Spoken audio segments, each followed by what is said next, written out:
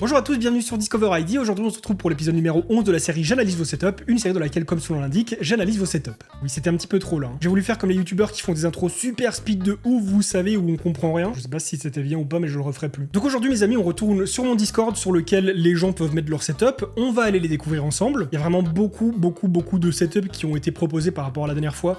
Donc je pourrais malheureusement pas tous les passer en revue. J'aimerais bien tous les passer, mais malheureusement, je n'ai pas envie que la vidéo elle dure 1 heure. Et à chaque fois que je fais une vidéo comme ça, vous êtes de plus en plus nombreux à les poster, surtout le jour où je publie la vidéo. En général, vous êtes vraiment beaucoup. Donc voilà, je vais peut-être pas tous les faire d'un coup cette fois-ci et je vais en sauter quelques-uns. Sans plus attendre, on commence avec le setup de Toya qui a un setup en coin. On dirait qu'il est puni comme ça dans le coin de la pièce, mais pas du tout. Il est bien chargé, il est bien rempli. On peut constater que tu as 2 PC, donc j'imagine que tu dois avoir une config pour streamer. Au vu de la disposition de tes écrans, au vu de ton micro, un petit Shure SM7B, je suis pas sûr qu'il te serve à parler avec tes potes sur Discord, tout simplement. Et bon, bah très belle disposition. C'est dommage qu'il y ait des câbles qui traînent un petit peu partout à l'arrière. En tout cas, c'est cool la façon dont tu as tout disposé. Je vois une webcam, une facecam de chez Elgato au-dessus de ton écran, donc j'imagine que tu dois bel et bien faire de la création de contenu, que ce soit du stream ou de la création vidéo. Et en tout cas, on voit que tu as fait ça bien dans un espace pas très grand, donc chapeau. Le setup suivant est celui de Speedster. Alors cette fois-ci, on est sur quelque chose d'un peu plus salon. On a un petit canapé, une petite table basse, tout est bien posé dessus, un grand écran, une projection de couleurs, c'est vraiment super joli. On a un chat qui nous regarde droit dans les yeux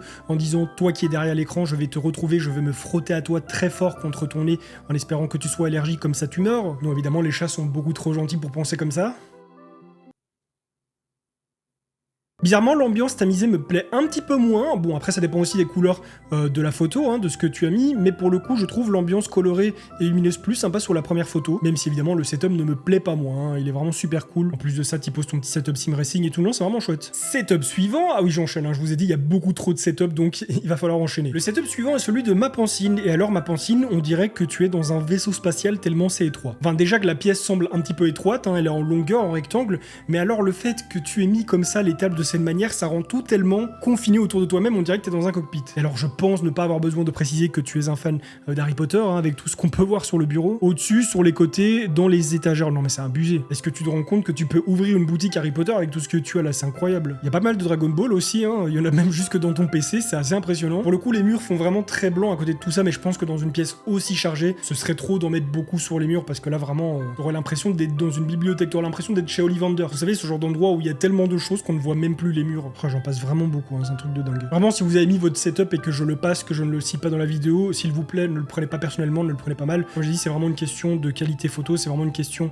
de présentation aussi. Des photos verticales par exemple, c'est plus difficile à présenter. Et puis c'est vrai que c'est aussi une question de goût. Si j'ai pas cette petite étincelle au moment où je passe sur le setup, bon bah. On a Taizo qui nous montre sa gaming room et bizarrement, pour une fois, quelque chose qui n'est pas très chargé, ça me plaît. Les meubles, la disposition, le fait que tout soit bien parallèle, soit bien carré, et puis le petit rappel de lumière par rapport au parquet, tout, non, c'est vraiment chouette. Le setup en lui-même, il est simple, je veux dire la config, les écrans, tout ça, bon. Mais la façon dont c'est fait, l'ambiance de la pièce, les couleurs et tout, je trouve que tout se marie bien, tout est beau. Ça rend de belles photos en fait, c'est très photogénique. En plus, je te cacherai pas que la petite ref à Death Stranding, j'aime beaucoup. Ah mais en fait, t'es un fanboy de Sony. Ghost of Tsushima, Horizon, Death Stranding, et puis l'autre j'ai oublié, mais le truc avec les zombies là, j'ai oublié le nom, mais j'ai adoré ce jeu. Les amis, je me permets d'interrompre cette vidéo pour vous signaler qu'elle a été sponsorisée par Vipure Sidiki, mon partenaire de longue date qui nous intéresse puisqu'ils vendent des clés Windows. Elles sont beaucoup moins chères que celles qu'on va retrouver sur le site de Microsoft ou chez les intégrateurs PC. Et rassurez-vous, ce n'est pas illégal, ce sont des vraies clés, c'est totalement legit. Il n'y a pas de crack, il n'y a pas de vol, il n'y a rien de tout ça. Et déjà qu'elles sont pas très chères, mais en plus de ça, si vous rentrez mon code promo DDVIP, vous aurez une réduction de 25%. Donc vous allez voir, c'est très facile, il y a plein de moyens de paiement qui sont disponibles. Une fois que vous avez payé votre clé, vous vous rendez directement sur le site dans votre User Center. Vous n'allez pas les recevoir par mail. À partir de là, vous allez trouver votre clé, vous allez pouvoir la rentrer dans Windows pour l'activer. Et une fois que c'est fait, vous aurez débloqué absolument toutes les features de Windows. Si vous avez le moindre souci, comme par exemple un paiement qui ne passe pas, ou alors une clé qui ne fonctionne pas, il faut pas paniquer, vous ne vous allez pas faire arnaquer. Vous allez tout simplement sur le site, dans le petit chat qui se trouve en bas à droite, et vous leur exposez votre problème clairement. Et là, soit ils vous remplaceront votre clé très rapidement, soit ils vous rembourseront. Bref, un tout grand merci à YourCDK qui sponsorise ma chaîne depuis si longtemps, et sur ce, on retourne au sujet principal. On a ensuite le setup de Nacho, qui est très sympa aussi, plutôt simple, plutôt propre, c'est bien épuré, c'est clean. J'aime beaucoup la manière dont tu as placé ton PC, parce que du coup, ça te laisse vraiment beaucoup de place sur ton bureau. Et pourtant, bon, bah, tout est bien managé, on voit pas de câbles dégueulasses qui traînent jusqu'au PC, c'est top. Il y a un côté très rétro avec la manière dont tu as disposé tes lumières et les petits néons sur le dessus, les blocs de Tetris, petits fantômes de Pac-Man et tout. Non, j'adore, c'est vraiment chouette. Par contre, il y a un truc à côté du caisson gauche, là, qui est attaché, on dirait, c'est quoi, c'est une carte son? Je pense que ça doit être une carte son, hein, parce que je vois une sorte de potentiomètre. C'est pas un truc pour contrôler un bureau assis debout, hein. Là, on voit que c'est caisson Ikea et planche dessus, hein. C'est pas un bureau qui monte et qui descend. En tout cas, s'il y en a qui savent, n'hésitez pas à me le dire dans les commentaires, mais je pense que du coup, c'est une petite carte son. Le setup suivant est celui d'Aikadil. Malheureusement, les photos sont pas super jolies, enfin pas de super bonne qualité parce que je sais pas si c'est la compression qui fait ça ou si c'est son appareil, puis les belles traces aussi sur l'objectif, hein, qui crée ce genre d'effet. Mais je voulais vous montrer déjà son choix de périphérique qui est très original, on est que sur du custom et ça va jusqu'à la souris, c'est assez impressionnant, même son micro, c'est très surprenant de voir ce genre de choses sur des setups. Pas forcément le clavier parce que ça se fait de plus en plus, hein, même si c'est rare de voir des gens qui rajoutent des pavés numériques custom à leur clavier, mais son choix de carte son, la souris, le micro et puis surtout la chose que je voulais vous montrer, regardez-moi ce cable management. Sur la structure de son bureau, en fait, il y a des tranches qui lui permettent de rajouter des petits supports pour les câbles et après de les attacher avec des zip ties. Et franchement, ça, c'est du cable management. Il faut avoir la technique, il faut avoir la patience, mais c'est clean. Évidemment, quand on va voir à l'arrière, on a l'impression d'être dans le cockpit d'Optimus Prime, mais sinon, sur l'avant, c'est clean de ouf. On voit pas un câble. Coucou. Bien. Tu viens dire bonjour pendant que je tourne une vidéo? Qu'est-ce qu'il y a? Tu veux dormir? Non, il est pas encore l'heure, hein. Il est bientôt l'heure, mais c'est pas encore l'heure. Alors normalement mon chien est beaucoup plus grand que ça, quand il est debout il m'arrive pratiquement à ma taille, hein. Sachant que je fais 1m79, mais là dans cette pièce il a un petit peu peur, donc il saute mais un peu... T'as peur hein? Non, on va pas réessayer. Ne le forçons pas s'il a pas envie. Tu me laisses tourner ma vidéo? Bah oui, j'aimerais bien tourner hein. Ah là là les enfants. Mais ouais vraiment, regardez-moi la qualité du cable management, la propreté générale que ça donne, c'est vraiment génial. En plus de ça, un petit ITY70 et un fan de simulation de vol, on reconnaît les gens de qualité. Vous êtes pas mal à passer sur la chaîne et à regarder les vidéos, mais à ne pas encore être abonné, donc voilà, n'hésitez pas, c'est gratuit, ça se trouve juste en bas ici, le petit bouton s'abonner. Comme ça, voilà, si vous avez envie de voir d'autres contenus de ce genre, du contenu hardware, du contenu setup, et je fais aussi d'autres trucs, des trucs plutôt sympas, hein, du moins j'espère, et bien le fait d'être abonné vous avertira dès que je sors une nouvelle vidéo. Pour changer et retourner sur quelque chose d'un petit peu sobre, vu qu'on présente pas beaucoup ça sur cette chaîne, le setup de Maxim H10. On a un mélange setup gaming et setup boulot. Sur le côté, ton PC dans un boîtier Corsair avec tes deux écrans, et de l'autre, ton PC portable, ton appareil photo, tes objectifs, ton imprimante. Bon, voilà, on voit bien la séparation entre jeu et boulot, c'est vraiment très chouette. Et alors j'aime vraiment beaucoup le bureau, j'adore les bureaux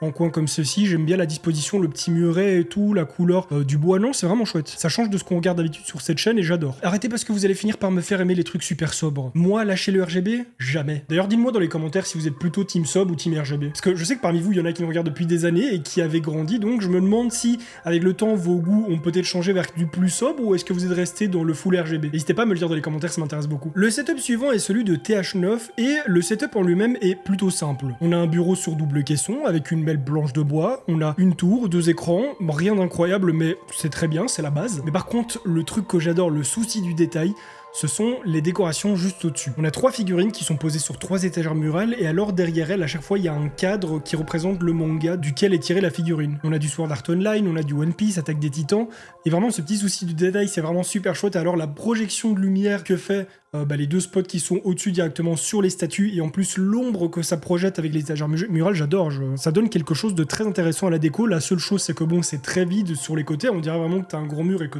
tout est centré au milieu et que tout le reste n'est pas utilisé. Je sais pas pourquoi j'ai ça dans les mains. On dirait que je me prends pour un architecte là. Parce que tu vois, t'as laissé 1m20 d'air sur la gauche et également sur la droite, t'es plutôt 1m10. Donc voilà. Je pense que tu devrais prendre les parallèles du mur et en faire quelque chose pour que ce soit beaucoup plus sympa. Le setup suivant ne dispose que d'une photo qui n'est pas de très bonne qualité.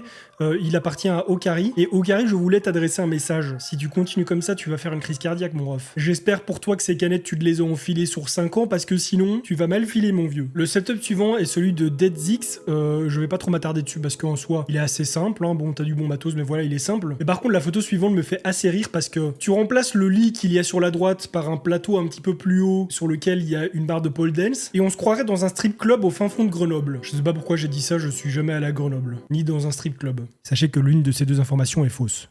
Mais laquelle? Le setup suivant est celui de Stand-Tree, et il est assez simple en soi aussi, mais je le trouve mignon. Ce petit setup comme ça dans un coin, à côté d'une étagère, avec un petit peu de lierre qui pend, une petite guirlande avec des ampoules, comme ça, des belles couleurs, je trouve ça trop mignon. Il est vraiment super chouette ton setup. Manque peut-être un petit peu de cable management, hein, parce que ça pendouille dans tous les sens derrière, mais sinon j'aime beaucoup la petite ambiance qui dégage, c'est très sympa. Il y a une photo qui me fait rire, je sais que j'ai dit que j'allais speedrun, mais celle-là me fait quand même marrer. On a Charlotte qui nous montre son setup, et alors la seule photo qu'elle nous met, c'est une photo de 2 écrans, un clavier et une vitre de PC dans le néant. Genre autour il n'y a rien, ne voit absolument rien. C'est trop con, mais la photo elle me fait rire parce qu'on voit vraiment rien autour. On a Lux qui nous présente son setup, qui est encore une fois un setup plutôt simple. Et alors, ce que je trouve intéressant, ce qui est peu conventionnel et pas forcément mauvais en termes de posture, c'est que ces deux écrans sont à plat, à même le bureau. Bon, ils sont posés sur support, hein, j'ai l'impression qu'il y a un support double écran, ils sont pas genre posés comme ça sur le bureau, genre tu prends l'écran et bam. Non, ils sont bien attachés à un support, mais je veux dire, il les a plaqués au bureau.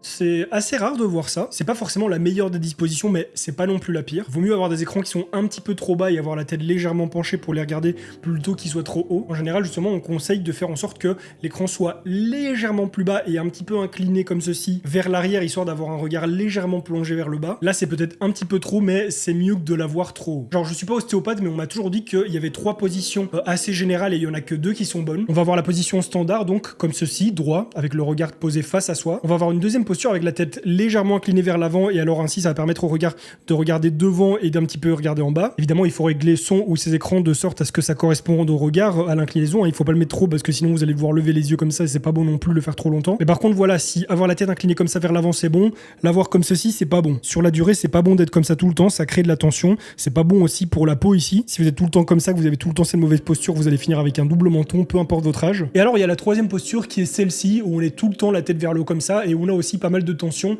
Et là, malheureusement, c'est pas bien de baisser les yeux. Si on les met face à soi, ça veut dire que l'écran est trop haut. Et si on les monte, ça veut dire que l'écran est beaucoup trop haut. Donc la vérité, c'est que pour ceux qui mettent un écran au-dessus d'un écran, c'est pas forcément l'idéal. Ça paraît être de simples détails qui sont sans importance parce que soit vous êtes trop jeune, soit vous n'êtes pas concerné parce que vous avez aucun souci de dos. Et croyez-moi que pour les gens qui restent assis longtemps, qui passent beaucoup de temps assis sur leur bureau, sur leur setup, c'est vraiment pas bon du tout de tenir une mauvaise posture prolongée comme ça sur la durée, sur les heures. Si pour l'instant vous sentez rien et que dans les jours à venir et les semaines à venir vous sentez rien, croyez-moi qu'un jour vous allez en payer les conséquences. Donc faites déjà en sorte d'avoir quelque chose, une installation du matériel qui vous permette d'avoir une bonne posture, que ce soit en ayant un bon siège, que ce soit en mettant bien la hauteur de votre bureau, vos écrans. Et puis c'est aussi à vous de garder une bonne posture et pas de vous affaler sur votre siège ou d'être comme ça voûté tout le temps en avant. Même si vous êtes trop jeune pour vous en rendre compte ou que vous n'avez aucun problème de dos pour l'instant, je vous assure que ça peut arriver super vite. On passe au setup de Skitix qui est très simple, mais il y a un truc qui me fait délirer. On a un setup assez classique, un bureau en bois clair, grand tapis de souris, clavier, souris, écran, voilà, une petite plantounette d'un côté, un petit peu lumière chaude derrière, c'est très joli avec un mur gris en plus. Mais vraiment sur le bureau, tous les rappels de console noire et blanche, la Switch OLED, la PS5, les manettes, le casque, je sais pas pourquoi ça me fait délirer. Le contraste est vraiment génial. Parfois j'ai des délires bizarres, hein. Ça se trouve vous allez regarder la vidéo, vous allez être là en mode ouais, c'est une PS5 et une Switch OLED quoi. Oui écoutez, chacun ses délires. Par exemple, vous voyez le setup là avec ses couleurs, ça me fait ni chaud ni froid. Mais dès qu'il est nouveau comme ça, je suis en mode c'est chouette. Comme je l'ai dit, vous pouvez également présenter votre setup, ça se trouve en description sur le Discord dans la section vos setups. Vous nous mettez des photos de belle qualité, si possible des photos horizontales, pas verticales. Et pourquoi pas, si vous le désirez, pour les gens qui passent sur le Discord, une petite description avec vos composants. C'est déjà la fin de cette vidéo. Si elle vous a plu, je vous invite à la liker et à la partager pour me soutenir. À vous abonner à ma chaîne YouTube sans oublier de cliquer sur la petite cloche pour recevoir des notifications lorsque je vais sortir de nouvelles vidéos. À me rejoindre sur Twitch pour suivre mes lives. Le lien de la chaîne se trouve en description. Et sur ça, on se retrouve très bientôt pour une nouvelle vidéo. En attendant, portez-vous bien. Bye les gens.